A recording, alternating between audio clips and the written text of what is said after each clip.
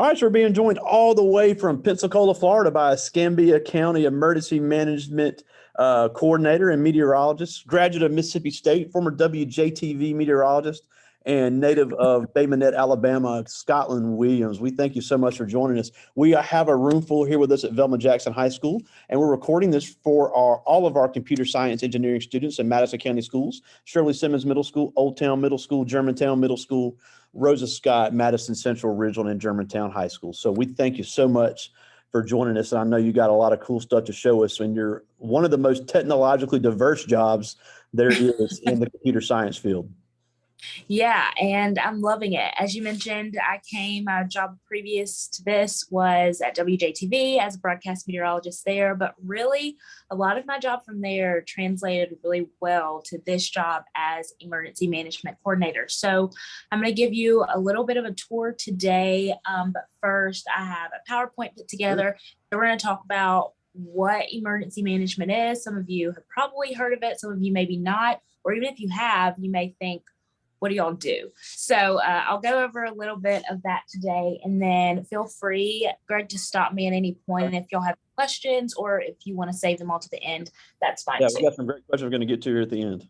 Okay, sounds good. So I'm going to flip the camera around and go ahead and start with this PowerPoint. So hopefully you can see everything here.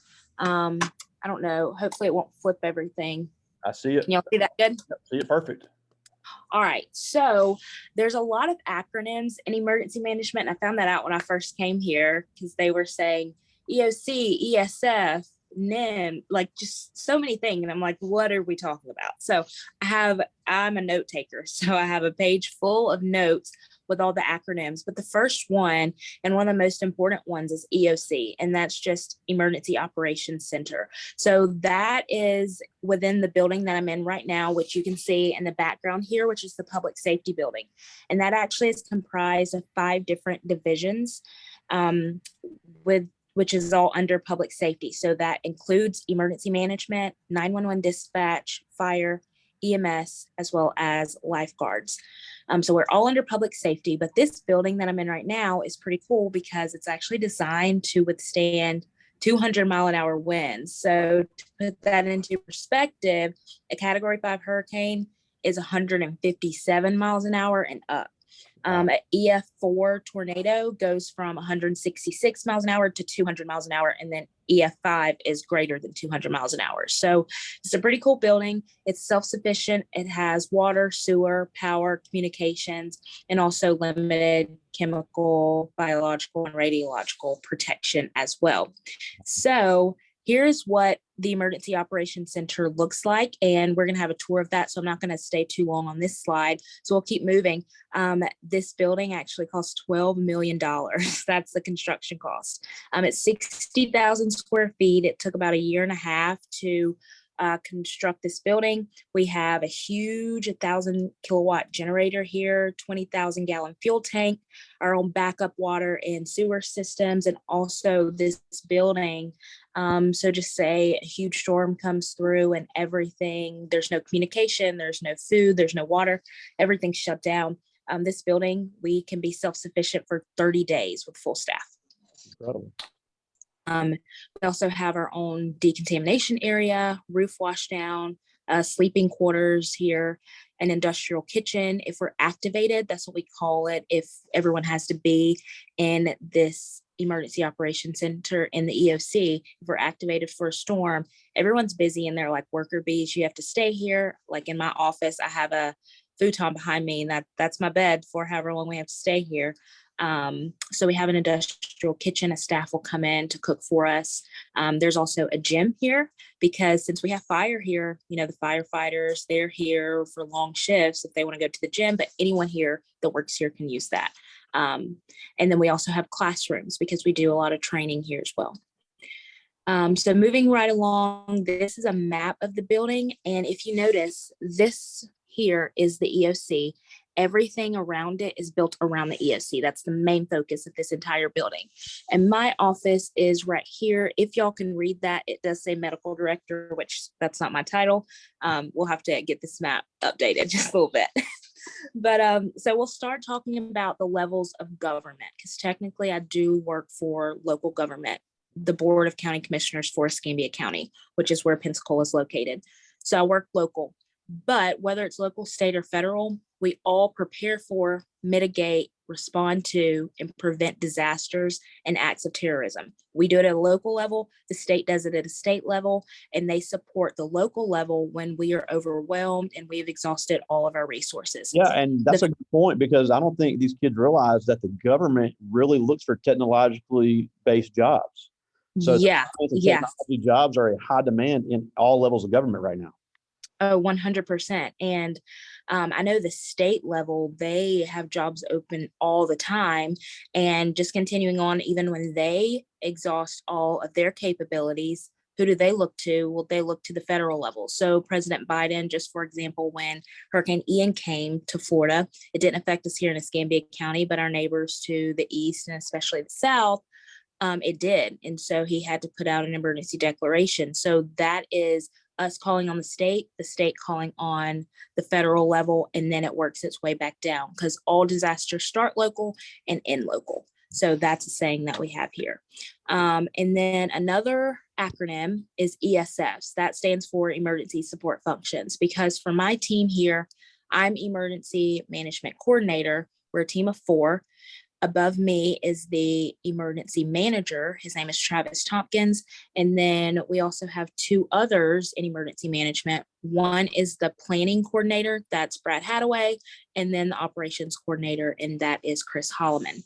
But the 4 of us cannot manage disasters alone. So we have partners, and they are all within the ESFs, emergency support functions, and they go 1 through 20. So just to name a few, it goes from transportation to mass care. So when there's a huge incident, we're caring for a lot of people at one time. So there's a lot of different organizations, whether it's nonprofit or for-profit, in that mass care ESF. There's food and water, you see number 11, military support. Public information, number 14, is huge, because for disasters, you, the public, you want to know what's going on. We got to get that information out to, whether it's the media, which is where I came from. So getting that information about what's going on. We are the ones who call for evacuations. So we have to get that out. We can send, everyone gets those amber alerts on your phone or blue alerts, things like that. Well, we have the capability of doing that. If we need to send out, hey, you need to evacuate, we have the IPAW system. I've taken so many courses since I've been here, but we actually do a lot of behind the scenes stuff. I used to be on TV, now I'm kind of behind the scenes, but still doing a great, like a huge job that really affects the general public. So here are all of our ESFs and how we do what we do and how we're able to do what we do. And that goes on to our different agencies. So of course I mentioned the local, state, federal governments. There's also private, nonprofit organizations, the media, volunteers, faith-based organizations, and churches. And those are huge for us as well. Right after this meeting, I'm actually going to another one to speak with the pastor of a church, because they have a warehouse. So they're able to store food. They're able to hand out food, water, tarp. So while we have a little bit of downtime right now, we're still in hurricane season until November the 30th. But while we have downtime, we have to build those relationships and get everything going. So that's what I'm going to do after this. He's going to show his facilities, what they're able to do, how they're able to help us, and just going ahead and getting that relationship going before we even need them. So how do we do what we do? Well, everything I kind of just talked about, communication is one of them. We also have quarterly meetings. We do different exercises and trainings, whether that's doing a mock event. Say if we wanted to do a mock event on a train derailment, because that actually has happened here and they've had to activate for that. Whether it's we're doing a mock hurricane or something like a mock hazmat, hazardous material situation. We also do timely notification. We have a notification system called Everbridge. We have everyone in that system. And if we need to activate and put them on notice, we send out a message and it immediately goes to everyone within that contact list. We have all of them set up. When a new employee comes in, We have all of their information, and we put a cell phone text, a cell phone call, and then an email. So they get notified 3 different ways immediately, and it goes out to everyone at one time who's on that list. We also have just if we're monitoring weather. So for Ian, at first we were in the cone of uncertainty for that hurricane, and then a few days later we were not. So just letting people know, hey, emergency management is watching this. You need to be on notice, because if we're activated, the people who know they have to come to work, which is everyone who works for this county, they had to be on notice. You have to get your house in order, get your things ready, because we may be here, because once you're here, you're probably spending the night here, which most of us are. Doing different briefings and updates, as well as building those relationships, which right after this meeting, that's what I'm going to do. And then dedication. So staying here overnight, yeah, it's hard to be away from your family, hard to be away from your house when a storm seems to be coming right at you.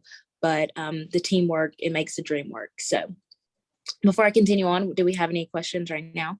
Yeah, I was just looking. I was just going to wonder about when you talk about the exercises and training. How often are you guys getting new technology? Because that's obviously a huge part of meteorology.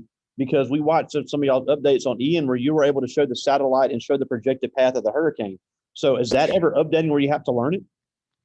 Well, so before they got me, and that was a huge thing for them to hire me, they were so excited to have a meteorologist on staff, because before that, one of our partners that we work closely with is the National Weather Service, the National Hurricane Center. So with the state calls for Ian coming in every single day, twice a day, we'd have a call with the National Hurricane Center.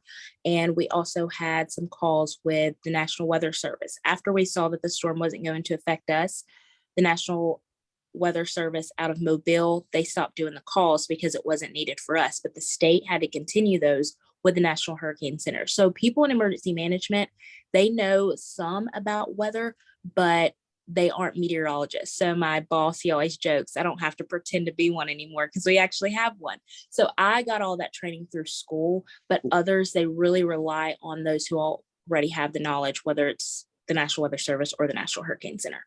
Awesome. But for the technology, there's a lot of different programs, whether it's GIS that we use for mapping. There's some different maps around my office that like we can print off of a plotter. And so all these were printed here, all these different maps, and it's just about Escambia County. So a lot of these and a lot of different things. We have so many departments here. When I say this building is huge, like it really is. And I wish I could give y'all a tour of all of it, but it would take much longer than the allotted time that we have here today. So let's keep it moving. So Hurricane Ivan, that happened in 2004. I was about maybe 7 or 8 years old. So I was not in this job yet, but the old EOC was in the basement of the sheriff's office. So you can see people are kind of crammed in there. Now we are very grateful to have the big EOC that we're going to show you in just a little bit. And this is a picture of that. And you see people are much more spread out and comfortable. And there are a lot of TVs in there. But again, still, it's the same thing, whether you're cramped up or you're able to spread out. It still only works when there's teamwork. So there's no I in team. Everyone's probably heard that. Team here together, emergencies are managed. Yeah, I like That's that. what we go. That's a good one. Yeah. So so some of us got deployed for Ian, the most recent hurricane that hit Florida. You probably have seen it on social media, probably TikTok. I know a lot of the kids are on there about all the devastation and damage that happened there. So one county with their staff, they can't manage that big of a storm. So they had to call in the state. Wow. So then the state calls on the federal level. President Biden issued the emergency declarations. You know, the government gets involved, the governor, Ron DeSantis. So then the state calls on other local organizations like us and say, hey, we need y'all to go here. Well, how can we go from here to the state level or here to another county and just work in their office when we don't do that on a day-to-day? Well, it's because of something called NIMS, another acronym. It's National Incident Management System. We all know the same things because we're all under the same training from federal level down to local. And really, this is just the common standard for incident management that everyone uses, regardless of the size, location, complexity for any incident hazard, or impact. So within NIMS, we also have ICS, which is Incident Command System. And so everyone, we all know this. And I actually counted all of my certificates, and here they are. Since I worked here, it's a lot of them. I have 18 so far. And you take these individual classes so that you can know what to do. So if I get called on by a neighboring county, I can go there and I can do my job there if they need me to give their emergency management coordinator a break or work in whatever aspect they need me to, because we're all trained the same. That's how you can help each other out. So like I said, whether it's from the federal level down to the local. So here are just a few classes. You start from the bottom up. 100, 200, 300, 400, 700, and 800 are the basics. And then you just keep going from there. Honestly, they're never ending, but because you can be trained in so much. And so it's really good. And no one day here is the same and has been the same. And obviously with my meteorological knowledge, I do a lot more than this trainee as well. And again, that's why I said that they really liked me in my application process coming into this job. Another thing, we don't only deal with hurricanes, like I mentioned, train derailments as well, but tornadoes is one of them. Mississippi is very well versed with tornadoes. I know that too from living there for about 5-7 years. Thunderstorms, lightning, tornado threats, those are other things, and disasters, because we know what those can do. So if people get displaced, we open shelters for hurricanes as well. Like I said, we issue evacuation notices. Before we even do that, we have our shelters open, because if we issue people to evacuate, where are they going to go if they have nowhere to go? So we open shelters as well. So tornado damage, that can displace people from their homes. So we get involved in that. Whether it's wildfires, like we're in a drought now, so fires can spark up very quickly here because we haven't had a lot of rain recently. Flooding, Mississippi's dealt with that with the rivers here recently. Also back in 2020, early 2020, they dealt with the flooding. So emergency management, y'all have probably heard of MEMA, Mississippi Emergency Management Agency. That is the state level. So each county also has one too. So here's some of the chemical and biological things, whether it is pandemic. So even though that COVID-19 was a health concern, we were involved in that, getting pods set up for giving out doses, whether it's terrorism or hazardous material things. We, as emergency management, are actually involved in a lot more than you would initially think. It's not just weather. So one tool that we are really proud of here, I don't know if anyone is a Marvel fan, and if you've heard of Thor, well, this is our Thor. It's our 18-wheeler. It's our mobile command center. And in a few slides down, we'll see all of these pulled out, and we'll have a view of the inside of it. So the incident command post is basically just a site where we can take this truck to the incident and have it posted up there, because you can't pick up the emergency operations center here and take it to the incident. So we can take that there. So basically this is just an EOC on wheels. Here's a smaller one. We have all of these vehicles because I mentioned the 5 different divisions that we have here. So inside of that, they have their uniforms, they have a communication system, a board. Here's a medium-sized one that the sheriff's office here has and use. And the inside of theirs, they have a few desks, some phones, and they can work out of there. It has internet capability, TVs, all of that, Wi-Fi. But then you get to Thor. Here's Thor again, and everything's pulled out of there. And if we go one more slide, here's the inside. So you see it's a lot of chairs. Everyone brings their laptops. There's Wi-Fi there. Everyone can be in the same room. If you've ever been to the Blue Angel show, you'll see Thor out there, because that could potentially be a public safety event. Just say if the planes crash, it could be a mass casualty. There's tons of people out on the beach. So Thor, always out there. We work that event. So like I said, it's not just storms that we work. So we work out of Thor. Back here is the dispatch room where 911 calls can come in. And then here's just another view of Thor. And here's the 4 phases of emergency management that we work within. And that's preparedness, response, recovery, mitigation. And then it goes just in a circle all year long. So while we're not responding to anything or recovering from anything, we're mitigating and we're preparing for it, for the next thing to come, because we know there's always going to be some type of event that we are needed for. And so that's what we do. So I'm going to walk and we can talk while I do so. And I can kind of turn the camera around so you can not look at me, but kind of see. So this is a huge building, lots of offices there and this way. And we're about to walk to the EOC, which is the Emergency Operations Center. And this is actually our emergency manager, Travis Tompkins, I just saw him on the our TV. EM specialist. So we're going to the EOC. All right. So we have 3 different levels of activation. Right now, level 3, that means we are in daily operations. If we go to level 2, more people will be in this room because right now no one's here.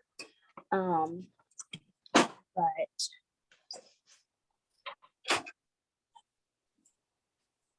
it's a really big room, lots of seats here. You can see all the different ESFs. They have a desk. So everyone knows where to sit when they come in. So for example, this is ESF 16, law enforcement sits here. There's Florida Fish and Wildlife, the sheriff's office.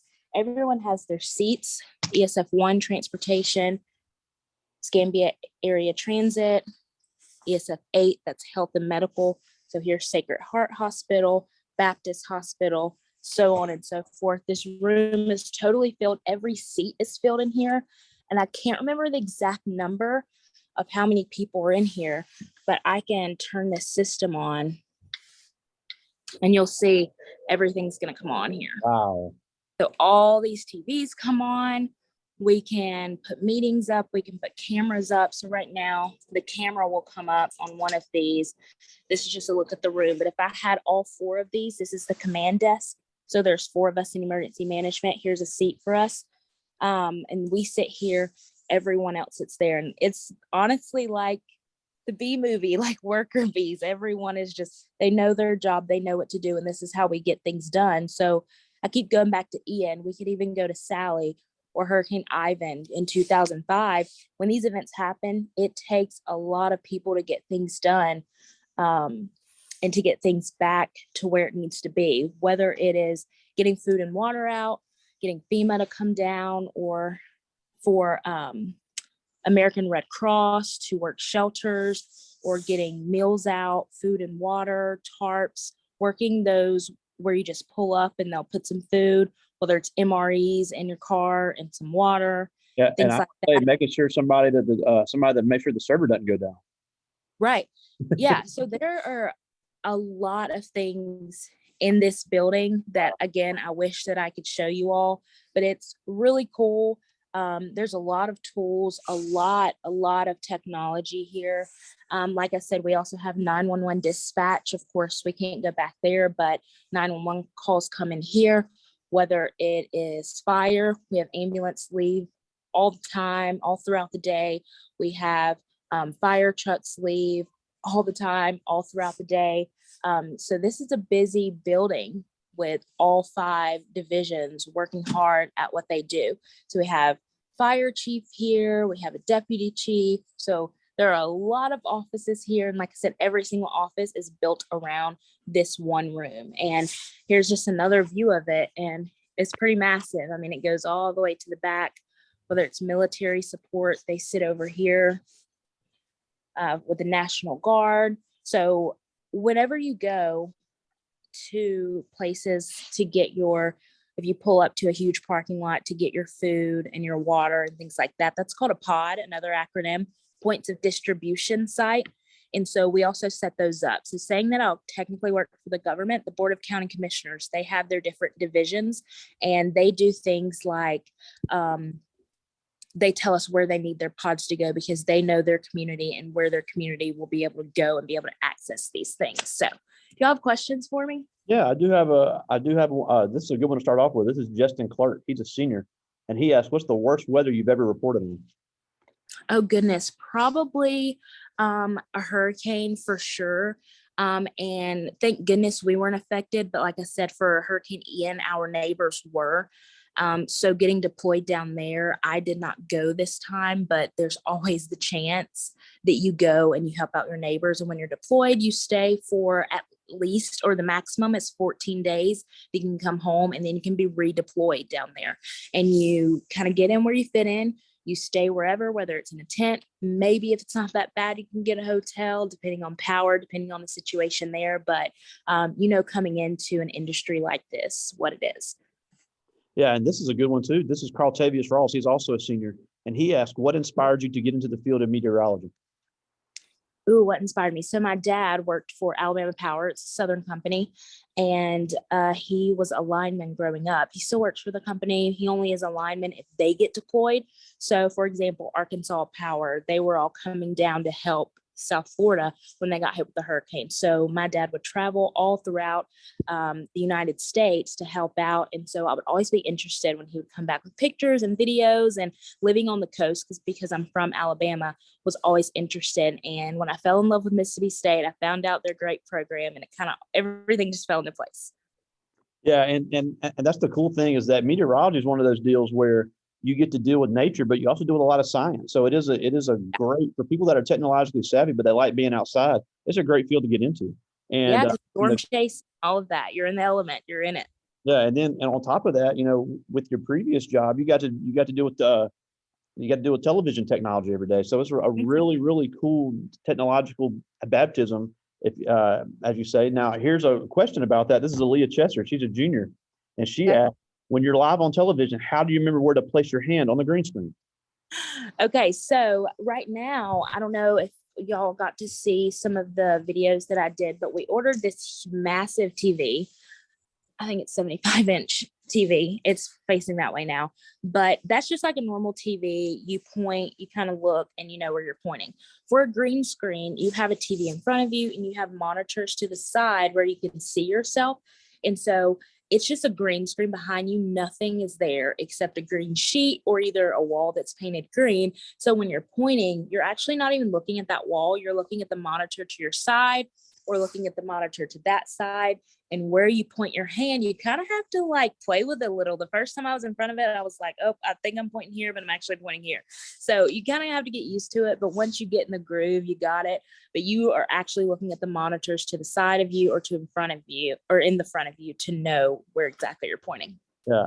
Now this is Destiny Smith, and she's a sophomore. And last year when you did this for us, you showed us a little bit of this, but she asked, what are the sources you use for your weather forecast?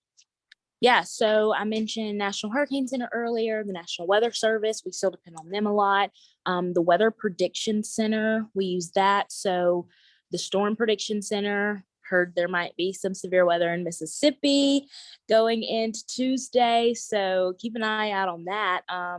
But you can go to all these websites are free. If you just put in the Storm Prediction Center, Weather Prediction Center, National Weather Service, National Hurricane Center. If you put in those, you can go to any of these sites, and you can, whether it's typing in your address or just looking for your point on a map to see where you're included or what you're included in. You can see fronts that are coming through. A site called Pivotal Weather. That's where we look at models for potential tropical systems that are coming in. So there's a lot of different websites, and all of these are free. Yeah. And we watched one of your reports you had on Ian, and you showed several screens and several maps where we're showing the graphics. So just, I would say getting familiar with that as a. And those are screen grabs from those websites. Oh, cool. Okay. Yeah. Okay. Now this is Brenda Escudero. She's a senior, and she asked, how does it feel knowing that a lot of people are affected by your work? That's why I do it. I mean, yeah, I love the weather, and yes, coming into emergency management was a really easy, or I won't say easy, but it was a good transition for me.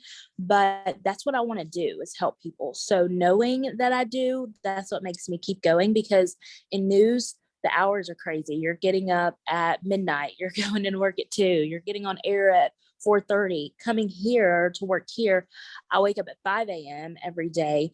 And, sometimes you're really tired, but just knowing that you're impacting someone and that you're making a difference in the world, that's what keeps me going. And that's why I love doing what I do. Yeah, and I just got one more from the students, and this is funny. This is Jacayla Page. She's a sophomore. And you just mentioned that, TV does have crazy hours, but she said, were you ever nervous knowing you were about to be live on television? Oh, yeah. I mean, the first time I was on there, I think I blacked out. I walked off and I was like, I don't remember anything I just said. Did I get actual words out? I'm not quite sure. And watching it back, I did watch it back that day and I haven't watched it since, if that tells you anything. I'm like, absolutely, I'm not putting myself through that. No. But yeah, you get nervous. Everyone's human. And sometimes I feel like the viewers don't always understand that. Like some people, Greg is a great viewer. He's very nice to all of us. But there's some viewers who nitpick. And you're always going to have those people because you can't please everyone. Someone's always going to complain. But on the other hand, the people that you do impact and people that do love you, they make it worth it.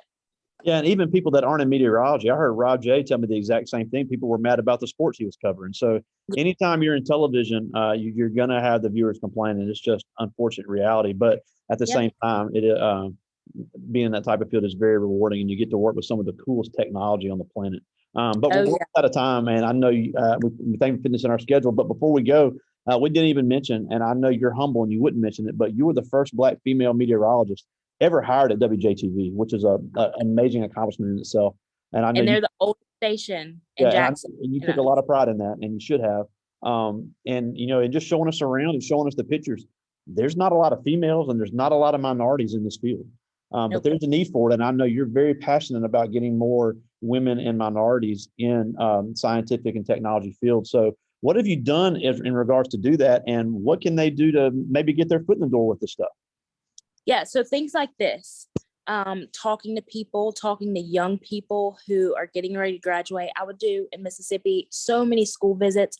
People would see me out. People would ask me to come out. Of course, I'm going to come because I know for me, there was an African-American, still is. He's on TV here in Mobile. He came to my school and I would be the one always with my hand raised as like a young little girl wanting to ask the questions and just really interested. So if you are, ask the questions.